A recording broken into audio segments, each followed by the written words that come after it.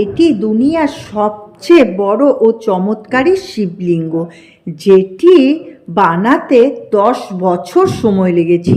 এটি একটি গ্রানাইট পাথর দিয়ে মানুষের আস্থা ও বৈজ্ঞানিক মেলবন্ধনে তৈরি করা হয়েছে। এই শিবলিঙ্গটি একটি গ্রানাইট পাথরেই খোদাই করে বানানো হয়েছে। এটি বানানো হয়েছে তামিলনাড়ুর মহাবলীপুর থেকে।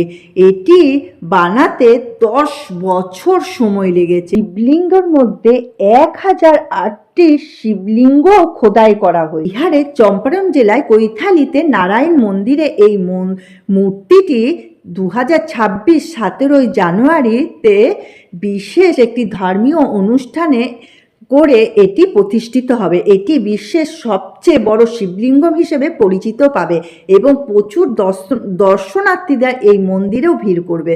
তো সবাই বলো হর হর মহাদেব।